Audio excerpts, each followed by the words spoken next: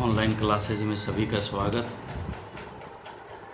और आज first year HDP के स्टूडेंट्स के लिए फिजियोलॉजी में, जैसा कल हम यूरिनरी सिस्टम की स्ट्रक्चर को हम पढ़ रहे थे, किडनी की स्ट्रक्चर एनाटॉमी के बारे में हमने जाना था। आज जो है इसी की संरचना में जो एक बोमेन्स कैप्सूल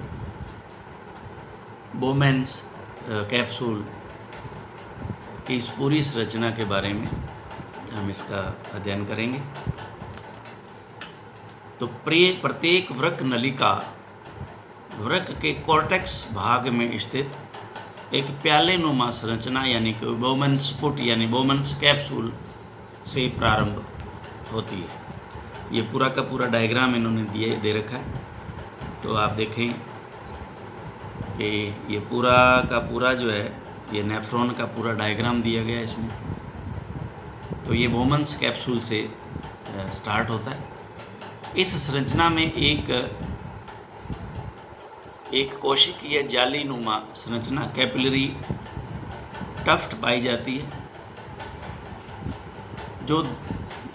जो दो धमनियों आर्ट्रियोल व वृक्क नलिका के सिरे की एपिथेलियम के बीच बनी होती है। इस संरचना को ग्लोमेरुलस कहते हैं। तो अब आप देखिए यहाँ इन्होंने ये पूरा बोमेन्स कैप्सूल भी दे रखा है और रीनल ग्लोमेरुलस जहाँ लिख रखा है। ये ग्लोमेरुलस क्या है, यूँ समझ लो गोल रोल है इसका आर्टरी का ही गोल रोल ग्लोमेरुलस, जिसमें क्या होता है, जो इसमें एंटर करती है आर्टरी एफेरेंट कहलाती है, उसका जो व्यास है वो ज़्यादा होता है, और जो बाहर जाती है यानी इफेरेंट कहलाती है। यूँ गोल चक्कर यूँ जालीनुमा जाल बनाने के बाद में जैसे ये बाहर जाएगी, बाहर जो निकलेगी वो है इफेरेंट। तो ये एफेरेंट है, ये इफेरेंट है। याद कैसे रखेंगे? याद ऐसे रखेंगे कि ए पहले आता है अल्फ़ाबेट में, ई बाद में आता है। तो जो एंट्री पहले होगी किसी ब्लड की तो निकलेगा तो बाद में ही ना, आएगा नहीं तो जाएगा कैसे। तो जैसे पहला आ रहा है तो ये एफेरेंट, ध्यान रखना, अब यही भूलोगे नहीं कभी। ये एफेरेंट हो गया, और ई बाद में आता है तो निकलेगा बाद में ब्लड वहाँ से, तो वो कहलाती है इफेरेंट। तो ये जो है वो ग्लोमेरुलस इसको कहते हैं। इस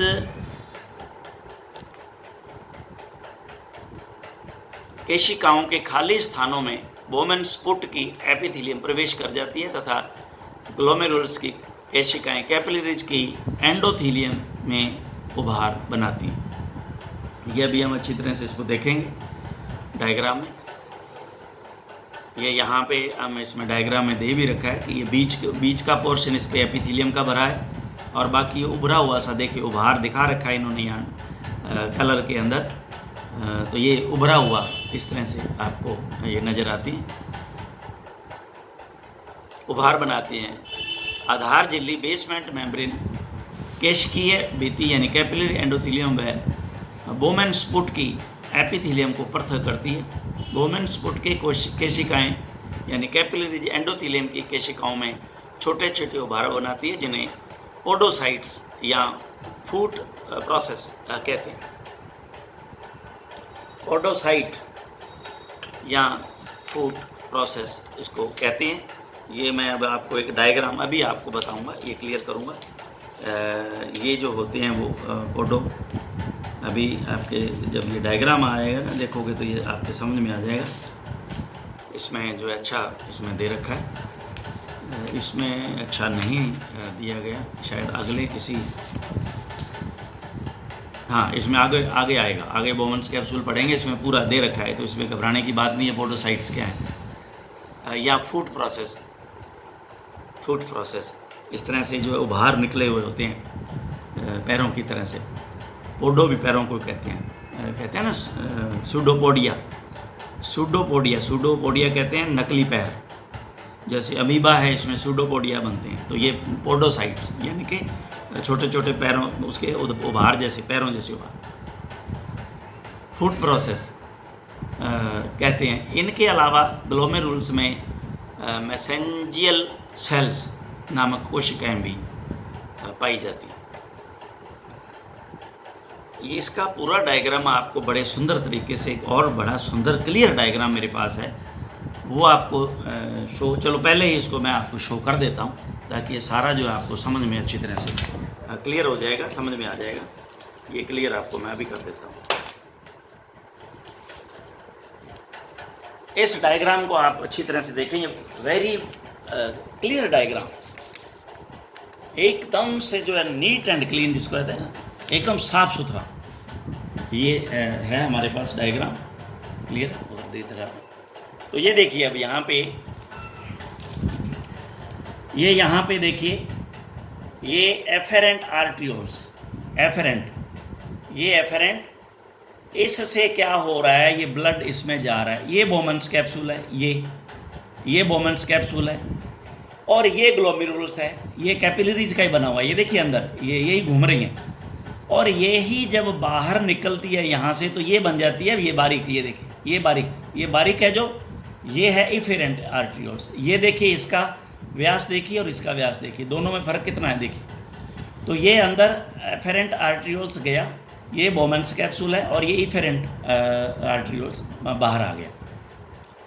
तो अब हम इसमें आगे, इसमें जो डायग्राम को अच्छी तरह से देख लेते हैं कि ये देखिए यहाँ से ये नलिका किस तरह से ये प्रॉक्सिमल कन्वोल्यूटेड ट्यूब्यूल, इस बोमन्स कैप्सूल के बेस से ये यहाँ से स्टार्ट हो रहा है डिस्टल कन्वोल्यूटेड ट्यूब्यूल। ये देखिए ये डिस्टल कन्वोल्यूटेड ट्यूब्यूल है, ये किस तरह से गोलाई लेते हुए, और ये यहाँ आ गया। अब यहाँ से ये क्या है, ये सारी की सारी जो है ये हैनले लूप स्टार्ट होती है। ये जो लूप है, ये जो यू बनता है ना, ये देखिए यहाँ से ये सारी की सारी हैनले लूप है, और ये फिर हमारे पास फिर प्रॉक्सिमल जो है वो कन्वोल्यूटेड ट्यूब्यूल आ गया। ये हम अच्छी तरह से इसको आगे पढ़ेंगे। तो इसके बाद में हमें आप देखिए, ये जो इसका पोर्शन है, देखिए ये हमारे पास एफेरेंट आर्ट्रियोल आया, ये इफेरेंट आर्ट्रियोल जब ये निकला तो ये देखिए इसके बाहर ये इफेरेंट आर्ट्रियोल्स के ये जाल बन रहा है। तो जब ये यहाँ आकर के इस तरह का जाल बुनता है तो इसको पेरीट्यूबुलर कैपिलरीज कहते हैं। इनको ये बन जाती है पेरीट्यूबुलर कैपिलरीज, ये बन रही है पेरीट्यूबुलर कैपिलरीज। और जहाँ ये इसका पूरा ये हैनले लूप पे, ये नज़र आ रहा है, ये हैनले लूप पे जो नेट बन रहा है इनका कैपिलरीज का, ये देखिए ये जाल बन रहा है, तो इसको वासा रेक्टा कहते हैं। ये वासा रेक्टा है, आगे हम पढ़ेंगे, ये वासा रेक्टा आएगा शब्द, पेरीट्यूबुलर कैपिलरी ये भी आएगा। और ये जो है आर्क्यूएट वेन एंड आर्टरी, ये भी हमारे पास वहाँ आएंगे, हम इसको भी पढ़ेंगे। और ये जो इकट्ठा होके फिर ये यहाँ, ये कलेक्टिंग ट्यूब्यूल है, ये कलेक्टिंग ट्यूब्यूल है। इसके अंदर देखिए ये सारे जितने भी हमारे पास डिस्टल कन्वोल्यूटेड ट्यूब्यूल हैं, अभी तो नेफ्रॉन बहुत होते हैं तो उनके कितने होंगे, तो वो सारे के सारे इस कलेक्टिंग ट्यूब में यहाँ खुलते रहते हैं। जैसे ये यहाँ खुल गया, उधर वाला इधर खुल गया है, ये खुल गया, ये खुल गया, इस तरह से वो सारे खुलते रहते हैं। और ये कलेक्टिंग ट्यूब्यूल जो है, ये जो है बाहर पेल्विस में जाके खुलता है। तो अब ये पेल्विस क्या है, इसका भी अभी आपको मैं इसके साथ साथ ही ज्ञान नॉलेज करा दूँ। ये देखिए हमारे पास ये, क्योंकि कल का जो डायग्राम था वो मुझे इतना इफेक्टिव नहीं लगा, तो इसमें ये डायग्राम भी बहुत अच्छा दे रखा है। ये देखिए, सॉरी, इसमें देखिए बुक के अंदर ये बहुत ही क्लियर डायग्राम, कल उसमें पिरामिड कहीं नहीं दिखाया हुआ था, यहाँ देखिए। और देखिए कल उसमें हमने देखा था कि वहाँ कैप्सूल नहीं दिखा रखा था उस डायग्राम में। तो देखिए ये रीनल कैप्सूल है, ये देखिए यहाँ लिखा हुआ, ये रीनल क्रेस्ट, ये कैप्सूल। ये देखिए ये डबल लेयर्ड जो है, पहले आ रहा है ना, ये डबल लेयर्ड जो है ये रीनल है कैप्सूल है। कल मैंने बताया तो था आपको, उसमें क्लियर नहीं था। ये बाहर का जो भाग है, ये देखिए जो वाइट है ये कॉर्टेक्स है, और ये ब्लैक जो डार्क किया हुआ है ये जो है वो कॉर्टेक्स, और ये अंदर का जो पार्ट है वो हमारे पास जो है वो मेडुला है। ये हम ये मेडुला, लेकिन ये गलत दिखा रखा है, यहाँ भी गलत दिखा रखा है। ये लाइट होता है, ये डार्क होता है, ये ध्यान रखना। कल भी मैंने बताया था, ये अंडरलाइन कर लें इस बात को।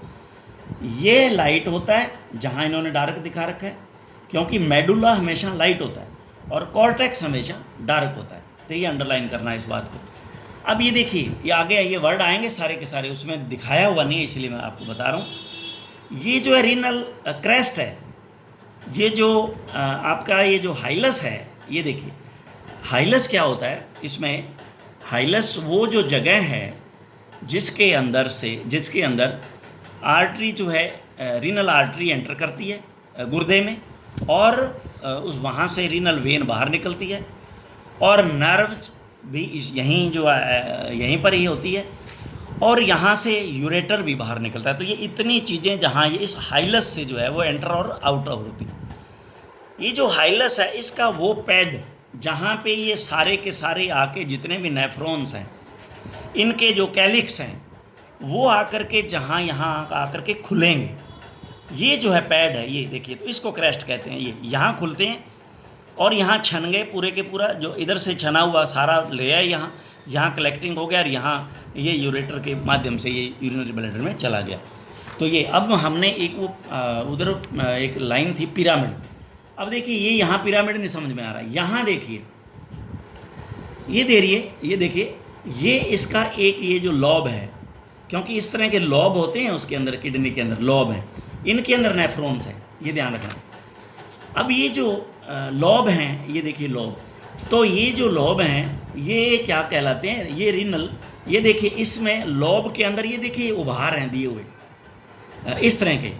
पिरामिड यूँ होता है, पिरामिड हमेशा यूँ पिरामिड बनता है। तो ये यहाँ ये देखिए उभार दे रखे हैं, तो ये रीनल पिरामिड है, यहाँ ये पिरामिड है, और ये जो है वो हमारे पास में लोब हैं, ये लोब हैं। और इसके बाद में ये जो यहाँ पे आप देख रहे हो, ये इंटरलोबुलर जो है आर्टरी और वेन है। यहाँ ये देखिए यहाँ पे एरक्वेट आर्टरी, ये भी हम पढ़ेंगे, ये एरक्वेट आर्टरी। एरक्वेट आर्टरी कहाँ हुई, ये तो हुई आपके लोब के ऊपर, यानी कि लोब, और ये इंट्रालोबुलर आर्टरी और वेन है। तो ये सारी की सारी संरचना जो है वो आपके ध्यान में होनी चाहिए। तो इस डायग्राम को भी मैं ट्राई करूँगा, इन दोनों को आपको प्रेषित करने का प्रयास करूँगा। तो ये हमने अभी देखा कि ये किस तरह से ये डायग्राम के अंदर ये सारी चीज़ें इसमें जो है वो जो पोडोसाइट है, ये हम आगे उस डायग्राम में आगे आ रहा है। इसी में अच्छा डायग्राम दे रखा, बहुत शानदार, इसको हम इसी में से देख लेंगे। तो अब हमने देखा कि उसके दो जो हैनले और दो तरह के ट्यूब्यूल हैं, प्रॉक्सिमल और डिस्टल। यहाँ इसको असेंडिंग और डिसेंडिंग भी कहते हैं, एक ही बात। तो अब हमारे पास ये हम पहले लेते हैं इसको प्रॉक्सिमल कॉन्वोल्यूटेड ट्यूब्यूल को, पीसीटी। इसके घनाकार क्यूबॉइडल या अनियमित स्तंभाकार कोलुमनर कोशिकाएं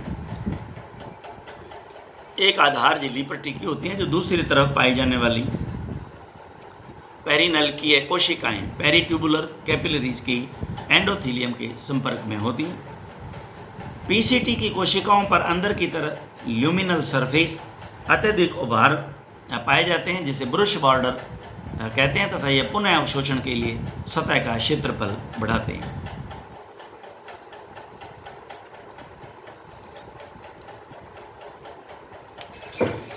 अत्यधिक उभार, तो जैसे हमने इंटेस्टाइन में पढ़ा था कि उसमें विलाई थे, लेकिन ये हल्के हल्के होते हैं, बॉल यानी कि ब्रुश टाइप, वो थोड़े से बड़े होते हैं विलाई। तो ये ल्यूमिनल सरफेस पे बॉर्डर ब्रुश बॉर्डर कहते हैं।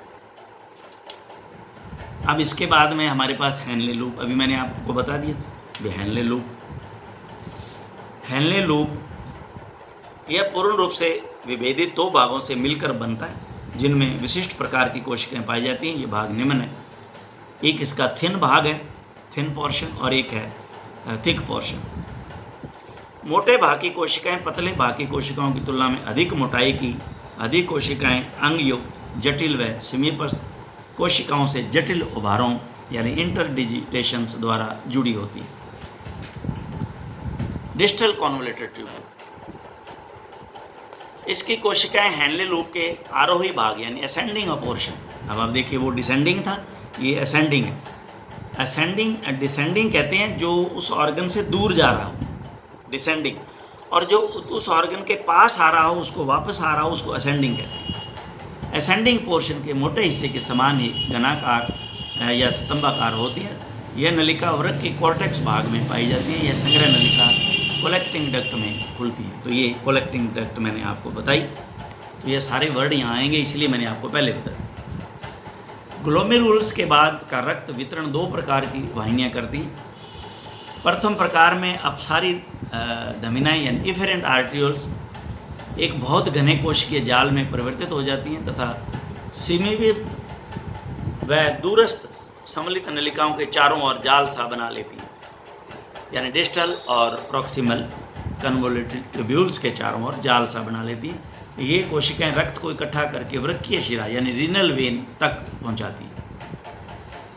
दूसरे प्रकार में रक्त वाहिनी अर्थात इफेरेंट वेसल्स मिडुला में प्रवेश करती है। वह हैनले के लूप के पतले भाग व संग्रह नलिका के चारों ओर जाल सा बना लेते हैं, जिसे वासा रेक्टा कहते हैं। अब मैंने आपको बताया ये भी इफेरेंट वेसल्स ये भी बताया, ये इफेरेंट आर्ट्रियोल्स भी आपको बता दिया, और ये वासा रेक्टा का भी अभी मैंने आपको बताया डायग्राम में कि ये वासा रेक्टा ये होता है। जगता ग्लोमेरुलस कम्प्लेक्स, अब इसमें आपका वो जो हमने अभी पढ़ा था पोडोसाइट्स, अब ये यहाँ हम देखेंगे। इसमें बहुत अच्छी तरीके से दे रखे हैं, यहाँ बताने की ज़रूरत नहीं। जगता ग्लोमेरुलस ये कुछ विशेष प्रकार की कोशिकाओं से मिलकर बना होता है जो ग्लोमेरुलस की अभिसारी धमनियाँ यानी कि एफेरेंट आर्ट्रियोल में स्थित होती हैं। वह दूरस्थ सम्मिलित नलिका डेसिटी के एक हिस्से यानी कि मैकुला डेंसा की कोशिकाओं के घनिष्ठ संपर्क में होती हैं। तो यहाँ हमारे पास इन्होंने ग्लोमेरुलस कैपिलरीज पोडोसाइट और जगता ग्लोमेरुलस पोडोसाइट्स, थिक एफेरेंट और थिन एफेरेंट आर्ट्रियोल्स, ये तो चलिए इसके भी बताऊंगा मैं आपको ये क्या है। मैकुला डेंसा वहाँ उस डायग्राम में है। इसमें मैकुला डेंसा की कोशिकाओं के घनिष्ठ संपर्क में होती हैं। मैकुला डेंसा यहाँ ये जो सेल्स हैं, नज़दीक वाली सेल्स हैं, उनके यहाँ वही वो कहते हैं, इनकी जो डिस्टल कॉन्वोल्यूटेड ट्यूब्यूल का हिस्सा है, इसमें जो हिस्सा डिस्टल कॉन्वोल्यूटेड ट्यूब्यूल का उसके बिल्कुल पास होता है, क्या नाम, बोमन्स कैप्सूल्स, और इसमें ग्लोमेरुलस के जो ग्लोमेरुलस के पास हिस्सा होता है ना, वहाँ जो है ये मैकुला डेंसा, ये सेल्स हैं जो एब्जॉर्प्शन का कार्य जो करती हैं। मैकुला डेंसा की कोशिकाओं में घनिष्ठ संपर्क में होती हैं। धमनियों में पाई जाने वाली विशेष प्रकार की कोशिकाएं ग्रेनुलर व ग्रेनुलर प्रकार की होती हैं, जिनमें कुछ स्रावी कणिकाएं उपस्थित या अनुपस्थित हो सकती हैं। यह तंत्र कुछ एंजाइम स्रावित करता है जो रक्त की पीएच को सामान्य बनाए रखने में मदद करते हैं। Very important, underline.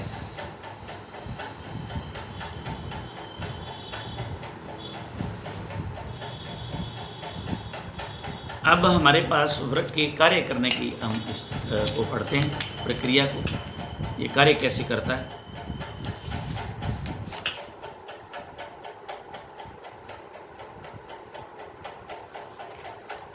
तो आज पहले तो हम स्ट्रक्चर को अच्छी तरह से देखें। स्ट्रक्चर को, वृक्क के दो कार्य बहुत महत्वपूर्ण हैं।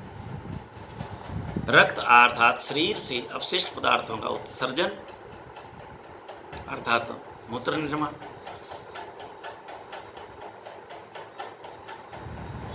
रक्त में उपस्थित कुछ रासायनिक पदार्थों, जल की मात्रा व रक्त की पीएच का नियंत्रण। तो हम ये भी देखें ग्लोमेरुलस के अंदर ब्लड सर्कुलेशन कैसे होता है। ये मैंने आपको बता तो दिया, लेकिन ये यहाँ एकदम से बहुत सुंदर क्लियर दिया है, और किसी डायग्राम को दिखाने की ज़रूरत नहीं है आपको। तो ये सुंदर बनाया हुआ है। बोमेन स्पुट में रक्त मोटी अभिसारी धनिकाएँ यानी कि एफेरेंट, ये देखिए ए दे रखा है, आर्ट्रियोल्स द्वारा प्रवेश करता है तथा ग्लोमेरुलस का निर्माण करने के पश्चात अपेक्षाकृत पतली अपसारी धमनियाँ यही मैंने आपको समझाया था। इफेरेंट आर्टिकल्स द्वारा बाहर निकल जाता है।